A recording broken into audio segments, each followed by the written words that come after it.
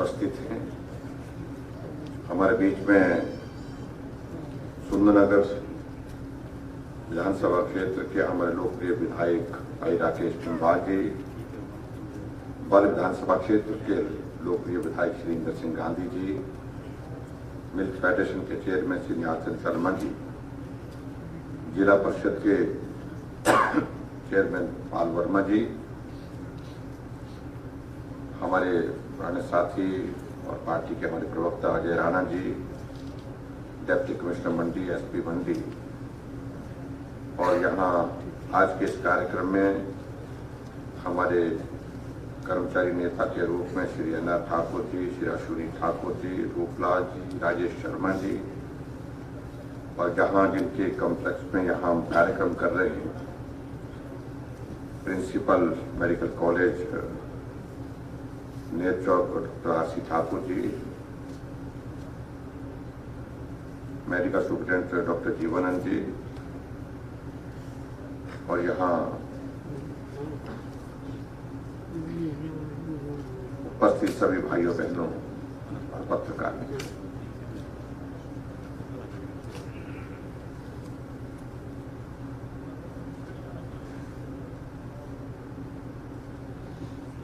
मुझे इस बात की प्रसन्नता है कि आज एक बहुत लंबे अंतराल के बाद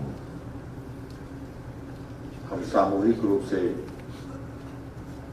अपने कर्मचारी संगठन जो अपने कर्मचारियों के हितों की बात को हमेशा बुलंद करते हैं, हम तक पहुंचाते हैं, उनके साथ इस प्रकार से बात करने का ये अवसर मिला, उसके लिए मैं आप सबका बहुत बहुत धन्यवाद करता हूं।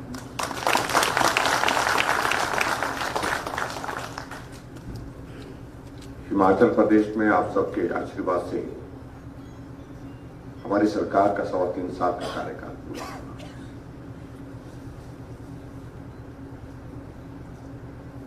और इस बीच में हम कर्मचारियों से, कर्मचारी संगठनों से एक जगह नहीं अनेक जगह मिलते रहे।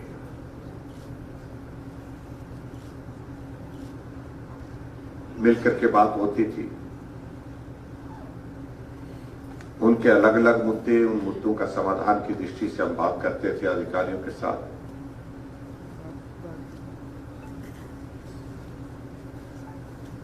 और कुछ जगह हमने इस प्रकार से जो कर्मचारियों के माध्यम से, जो हमारी संगठनों के माध्यम से जो सम्मेलन हुए, सम्मेलन के अलावा बिना सम्मेलन के भी, जैसे यहां पर मुझसे पहले कहा जा रहा था, लगभग 16 ऐसे मसले थे जिनका समाधान किया, जिनका रास्ता जो है वो साफ किया आगे बढ़ने के लिए सहयोग की दृष्टि से। ये हमने प्रयत्न किया है।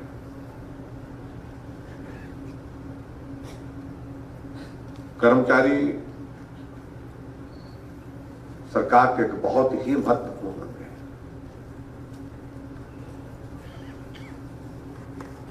सरकार की योजनाएं बनने के पश्चात जमीन तक पहुंचाने के लिए, जमीनी स्तर तक पहुंचाने के लिए अगर कोई काम करता है, कोई भूमिका निभाता है, तो उसमें कर्मचारियों की ही महत्वपूर्ण भूमिका होती है। अगर कर्मचारियों का सहयोग नहीं हो, योजना कितनी भी अच्छी हो लेकिन वो जमीन पर नहीं उतर पाती, वो पात्र व्यक्तियों तक नहीं पहुंच पाती, वो उस वर्ग तक नहीं पहुंच पाती जिसको हम लाभ देने के लिए, जिसके लिए हम उस योजना का स्वरूप तय करते हैं। इसलिए कर्मचारियों की एक बहुत ही महत्वपूर्ण भूमिका है उस दृष्टि से।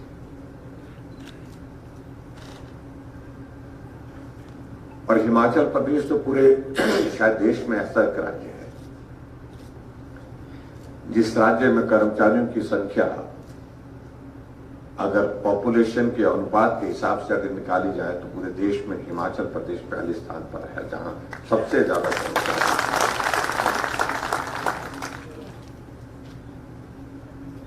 बहुत बड़ी संख्या है और स्वाभाविक रूप से उसके अनुरूप वो कर्मचारी हिमाचल प्रदेश के विकास में भी अपनी एक भूमिका निभाते हैं। मैंने हाल ही में बजट प्रस्तुत किया अपना चौथा बजट ये विधानसभा के अंदर 50,192 करोड़ रुपए का बजट प्रस्तुत किया। और उसमें जब मैं देख रहा था एक पोर्शन बजट का 50,192 करोड़ में से 20,000 करोड़ के लगभग जो है हमारे हिमाचल प्रदेश के कर्मचारियों की पेंशन और कर्मचारियों की सैलरी का कंपोनेंट है उसमें। यानी कि बजट का एक बहुत बड़ा हिस्सा हिमाचल प्रदेश सरकार डेडिकेट करती है हिमाचल प्रदेश के कर्मियों के लिए, कर्मचारियों के लिए और पूर्व कर्मचारियों के लिए। अभी मुझसे पहले इन सारी बातों का जिक्र हो रहा था जब हम सोच रहे थे कि सामूहिक रूप से बैठना चाहिए और उसके लिए जो एक व्यवस्था पिछले कई वर्षों से स्थापित है, जो जिसका जिक्र यहां पर मुझसे पहले किया जा रहा था 1980 के बाद जो है वो जेसीएम की एक व्यवस्था हिमाचल प्रदेश में हुई और उसके अनुरूप वो चली जा रही है।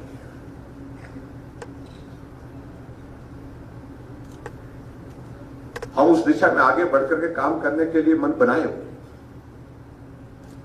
लेकिन ये भी सच्चाई है जैसे यहां पर अश्विनी जी ने कहा, जैसे यहां पर ठाकुर जी ने कहा, राजेश जी ने कहा कि सदी का बहुत बड़ा संकट जो है हमारे सामने आकर के खड़ा हो गया। उन्होंने एक चीज को नहीं रोका, उन्होंने बहुत सारी चीजों को रोका। और मैं तो ये कहूं जो भागती हुई दुनिया, दौड़ती दुनिया जो है उसको उस वायरस ने रोक दिया जिसको हम खुली आंख से देख भी नहीं सकते। ऐसी स्थिति कभी आदमी ने जिंदगी में कल्पना नहीं की थी, लेकिन वो स्थिति हमारे सामने आई।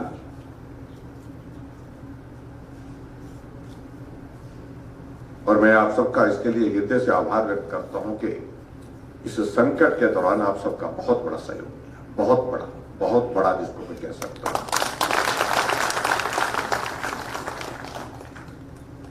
हमने हर क्षेत्र में जहां इस वायरस के खिलाफ लड़ाई लड़ने के लिए जो जरूरतें थी उनको पूरा करने के लिए, उनको अमली जामा पहनाने के लिए, काम करने के लिए जहां कर्मचारी को कहा, कर्मचारी गए।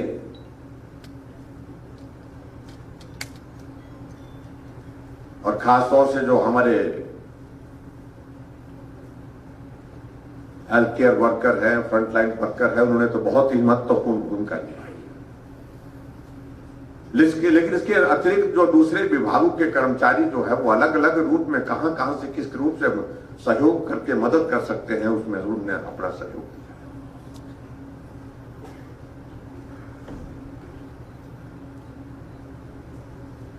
और इसलिए इस बात के लिए भी मैं धन्यवाद करता हूं आप सबका कि आपके बहुत सारे मसले, जिन मसलों को लेकर के आप भी थोड़ा चिंतित भी हैं, परेशान भी है, आप लोगों को लगता होगा कि हमारे ये मसले जो है वो अभी तक उनका समाधान नहीं हुआ। वो मसले भी लंबित हुए, लेकिन आपने धैर्य रखा, सब्र रखी, आपने इस बात को महसूस किया कि ये बहुत बड़ा संकट है, सदी का सबसे बड़ा संकट है। हमें तो बहुत कुछ मिल रहा है, लेकिन इस प्रदेश में बहुत सारे लोग ऐसे भी हैं जिनको कुछ भी नहीं मिल पा रहा है। सब्र किया, संयम किया,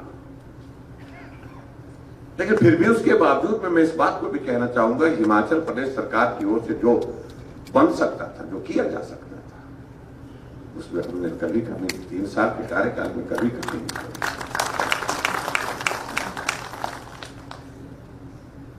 चाहे वो सरकार बनने के बाद डीए की बात थी, जारी करने की बात, चाहे हमारे बीच में जो है वो पंजाब पे कमीशन डिले हुआ, लेकिन इंटरनल रिलीफ देने की जो बात थी उस दिशा में हम आगे बढ़ करके जो मदद कर सकते थे वो करते थे, बिना कहे भी करते थे।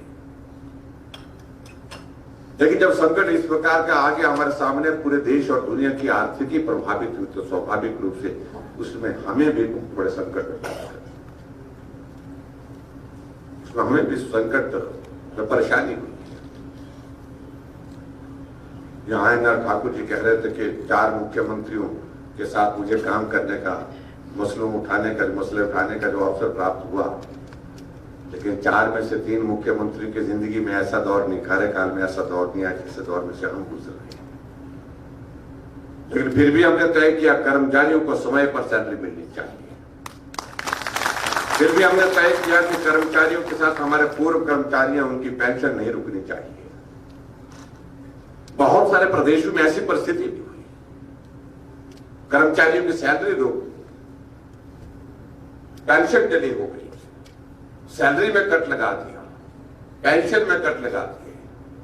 लेकिन हमने हिमाचल प्रदेश में इतने बड़े संकट के दौरान भी वो स्थिति नहीं आने दी, क्योंकि हमने कहा कि आखिरकार परिवार सबका है और सरकार की ओर से उस दिशा में हमेशा प्रयत्न होना चाहिए कि संकट बड़ा है, लेकिन फिर भी उसके बावजूद आप सबके लिए जो मदद हम कर सकते थे उस मदद को करने की हमने कोशिश की। अब स्वाभाविक रूप से हम सोच रहे थे कि अब 100 साल से ज्यादा इस कोविड के संकट का पूरे देश के सामने हो गया। अब तो 1.5 वर्ष होने जा रहा है, लेकिन ये संकट अभी भी समाप्त होने की दिशा में नजर नहीं आ रहा है। ये हमारे लिए चिंता का विषय है, सच में बहुत बड़ी चिंता का विषय है। लगभग 2 महीने पहले, 1.5 महीने पहले हमारे हिमाचल की स्थिति ऐसी थी, हम बहुत नीचे आकर के हमारे पास जो है वो मामले 200 रह गए एक्टिव केस। लेकिन बीच में फिर से ये वायरस पूरे देश में बढ़ता वो दिख रहा है, और बढ़ते बढ़ते अब आजकल तो हमारे लिए चिंता का विषय है कि बहुत बड़ी संख्या पर हर दिन आ रही है, पर डे 400 से ऊपर आ रहा है। और कुछ ही दिनों में देखते देखते ये मामले जो है वो 350 से 3,500 से पार हो गए। चिंता का विषय है हम सब, लेकिन फिर भी उसके बावजूद इस बात के लिए लोगों ने भी मन बना लिया है, कोविड भी आएगा तो भी काम करना पड़ेगा, तो भी हम चलते रहेंगे, आगे बढ़कर के काम करते रहेंगे। मैं उम्मीद करता हूं कि आदरणीय प्रधानमंत्री नरेंद्र भाई मोदी जी ने जिस प्रकार से भारत का इस इतने बड़े संकट के दौरान जो है मार्गदर्शन किया, हौसला दिया, भरोसा दिया, और पूरे देश के लोगों का भरोसा आज भी उन पर कायम है। भारत के ही साइंटिस्ट ने वैक्सीन बना करके उपलब्ध कराई, और उस वैक्सीन के माध्यम से दुनिया का सबसे बड़ा वैक्सीनेशन का कार्यक्रम आज भारत में चल रहा है।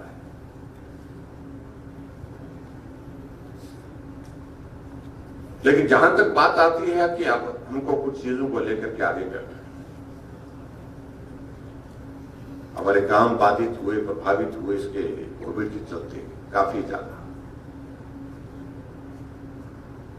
और सरकार में सही मायने में हम कहें तो 2 चीजों के बीच में हम 3.25 साल का कार्यकाल गुजारे हैं। या तो चुनाव के लिए वोट मांगते रहे, चाहे वो चुनाव कोई भी हो, पहले लोकसभा के चुनाव हुए, फिर उपचुनाव आए 2, उसके बाद पंचायतों के चुनाव आ गए, अभी आजकल कॉर्पोरेशन के चुनाव में फिर मांग रहे हैं, फिर उसके बाद और चुनाव आने वाले समय में वही लोकसभा का चुनाव दुर्भाग्यपूर्ण परिस्थितियों के दौर में से आ रहा है।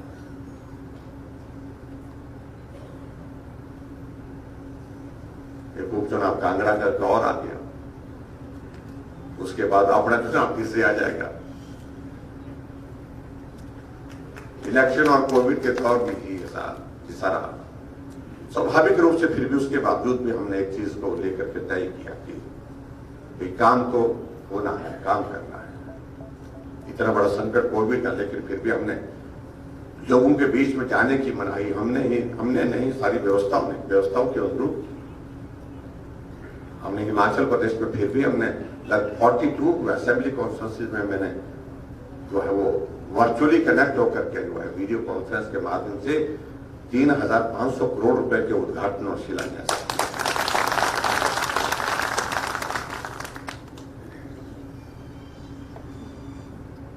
क्योंकि काम विलंब नहीं होना चाहिए, काम नहीं रुकना चाहिए। कोई भवन बन करके तैयार हुआ है, उसको समर्पित करना चाहिए लोगों की सेवा के लिए। किसी काम के लिए हमने बजट में प्रावधान किया है, बजट प्रावधान होने के बाद उसका काम शुरू होना चाहिए। इस भाव के साथ हमने हिमाचल प्रदेश में काम करने की हमने कोशिश की।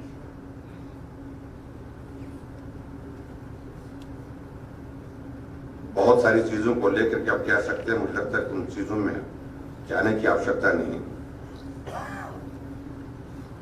जहां कर्मचारियों को महंगाई भत्ते की अगर हम बात करें तो लगभग 1140 करोड़ रुपए की वित्तीय सहायता प्रदान की है।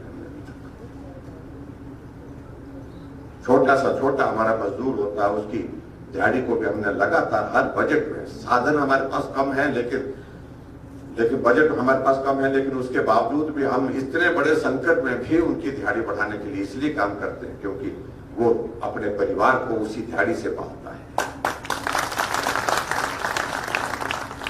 जब हम सत्ता में आए तो 220 रुपए दिहाड़ी थी, आज हमने वो दिहाड़ी बढ़ा करके 300 रुपए कर दी है। लगभग 2500 का एक आदमी को एक महीने का लाभ उसमें पहुंचाने की कोशिश की है।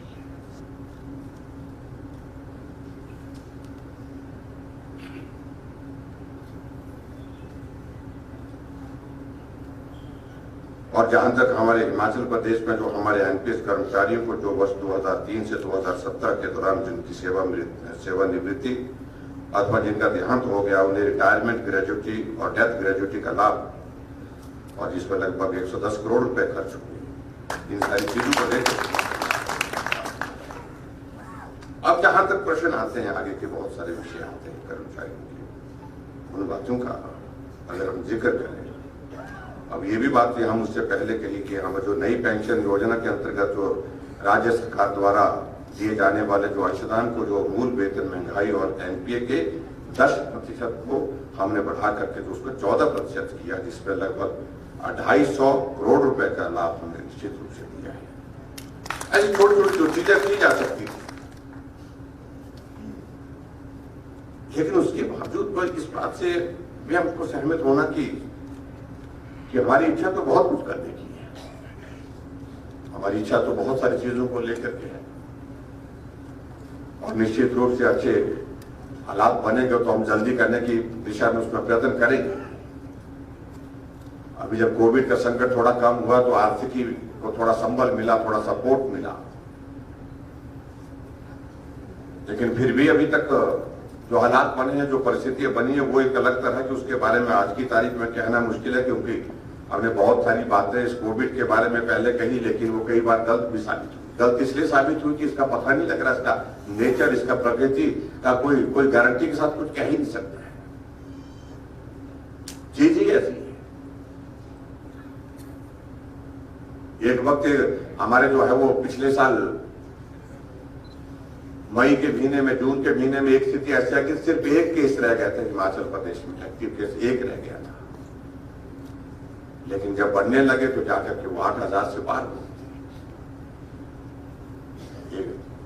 इसलिए मुझे लगता है कि इस बारे में ज्यादा ना कहें तो बेहतर ही है, क्योंकि इस संकट को अभी समाप्त तो होने देते हैं।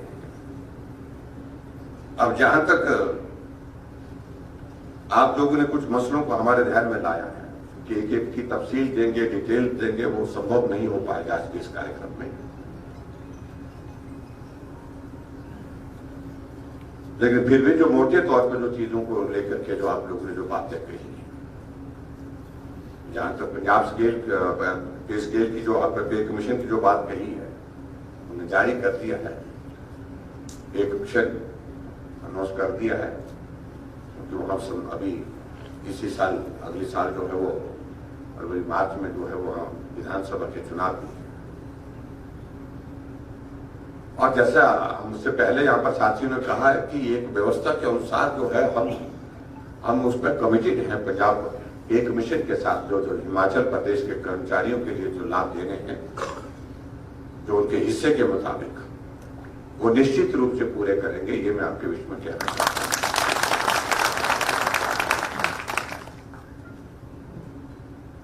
और उसी तरह से एक बात मैं ये भी मैं कहना चाहता हूं,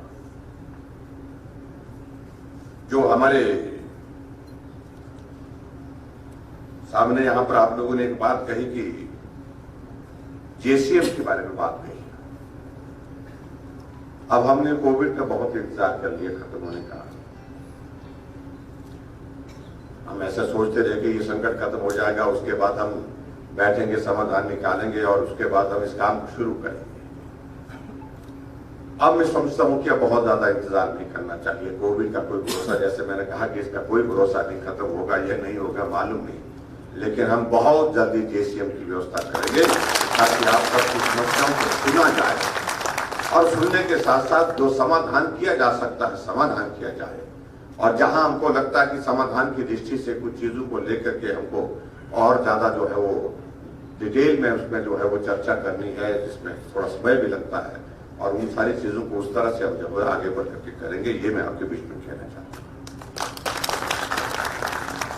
बाकी बातों को लेकर के मुझे आज कहने की आवश्यकता नहीं, काफी दिनों से बात चल रही थी। सब लोगों ने कहा था कि हम अपना सम्मेलन करना चाहेंगे। हमने कहा सम्मेलन नहीं, मंडी यात्रा के हमने यही बात कही कि हम जल्दी में ऐसा कर लेते हैं कि एक बार आपस में इस तरह से सामूहिक रूप से मिले, जिसके बाद विभागों के अलग अलग विषय करने के होंगे, उसके लिए अलग सम्मेलन करने होंगे, आयोजन करने होंगे, वो हम करेंगे। लेकिन सबसे बड़ी मांग आप सबकी ओर से तो प्रमुख रूप से एक ही है कि अब हमारी जो है जेसीएम की व्यवस्था हो और वहां एक प्लेटफॉर्म पर एक साथ बैठ करके हम सारे विषयों पर चर्चा करें और जितने भी हमारे कर्मचारियों से रिलेटेड इश्यूज हैं और उनको समाधान की दिशा में आगे बढ़ाएं। ये मुझे लगता है कि आवश्यकता भी है और इसको हम करेंगे भी। और यहाँ मुझसे पहले ये भी कहा हमारे साथियों ने कि आजकल हमारे मंडी में नगर निगम के चुनाव चले हैं। मंडी का शहर बड़ा हो गया, शहर बड़ा होकर के हम सबकी इच्छा है कि ये सबका हमारा मुख्यालय है जिला का, और व्यवस्थित ढंग से प्लानिंग के साथ वहां पर डेवलपमेंट हो, ये बहुत आवश्यक है। नगर परिषद के दायरे में मंडी को रखना मुझे लगता था कि ये उचित नहीं, कठिन काम था, लेकिन फिर भी उसके बावजूद हमने एक्ट में अपनी तरमीम करके अमेंडमेंट करके जो है इसको किया। इसलिए किया कि मंडी के लोगों की भावनाओं का सम्मान वर्षों के बाद हुआ एक परिस्थिति आपके सामने है। अन्यथा मंडी वालों ने काफी अरसे से कहना ही छोड़ दिया था, बोलना ही छोड़ दिया था, सोचना ही छोड़ दिया था। ठाकुर करम सिंह जी बहुत लंबे समय से राजनीति में रहे, आगे बढ़े, बहुत करीब पहुंचे मंजिल के, लेकिन फिर भी उसके बावजूद मंजिल को हासिल नहीं कर पाए, कमी छूट गई। पंडित सुखराम जी भी उस दिशा में आगे बढ़े, आगे बढ़कर के वो भी बहुत आगे करीब पहुंचे, लेकिन फिर भी उसके बावजूद उस मंजिल को हासिल नहीं कर पाए। और मैं समझता हूं शायद देवी देवताओं के और मंडी के लोगों के और जहां बहुत सारे हिमाचल प्रदेश के लोगों की दिल की भावना इस प्रकार की थी, दुआएं ऐसी थी कि अवसर एक बार मंडी को भी मिलना चाहिए, और ऐसी परिस्थिति में ईश्वर से बात सुनी और आपको यह अवसर मिला है। मुख्यमंत्री प्रदेश का होता है, आप प्रदेश के दायित्व को उसका निर्वहन कर रहे हैं, लेकिन मंडी वालों का अपना हक अलग तरह का है, और स्वाभाविक रूप से वो बात बनती भी सही है। उस दृष्टि से मैं यही करना चाहूंगा कि जो आपके हक है उस हक के मुताबिक जो भी हम कर सकते हैं मंडी जिला के लिए और पूरे प्रदेश के लिए वो हम करते रहेंगे। लेकिन एक चीज जो हमें जो कॉर्पोरेशन जो नगर निगम बना करके मंडी के लिए दी, वो चुनाव की प्रक्रिया में से गुजर रहा है, और चुनाव की प्रक्रिया ऐसी होती है जहां हमारी परीक्षा होती है। हालांकि मैं आप सबका इस बात के लिए भी धन्यवाद करना चाहूंगा कि हिमाचल प्रदेश में कर्मचारी भाइयों का बहुत बड़ा सहयोग मिला है। तमाम अभी तक के जो परीक्षा के दौर हमारे 3.25 साल के इस कार्यकाल में आए, हम सफलतापूर्वक उसमें सफल हुए, आगे बढ़े। चाहे वो लोकसभा का चुनाव हुआ, हम जीते, 68 की 68 सीटों पर जीते हिमाचल प्रदेश में लोकसभा चुनाव में, और हिमाचल प्रदेश में 4 की 4 सीटें जीते। उपचुनाव हुए, कर्मचारी भाइयों का बहुत बड़ा सहयोग उसमें भी मिला, उसमें भी जीते। हाल ही में अभी पंचायतों के चुनाव हुए, नगर परिषद, नगर पंचायतों के, जिला परिषद के चुनाव हुए, उसमें भी आप सबके सहयोग मिला, हिमाचल प्रदेश की जनता का सहयोग मिला, उसमें भी जीते। और ये जीत का क्रम मैं इसको कह सकता हूं लगातार आप सबके और हिमाचल प्रदेश के सभी भाई बहनों के आशीर्वाद से लगातार कायम है, बन करके आगे चलता जा रहा है। और इस क्रम को हम जारी रखना चाहते हैं, इसलिए चाहते हैं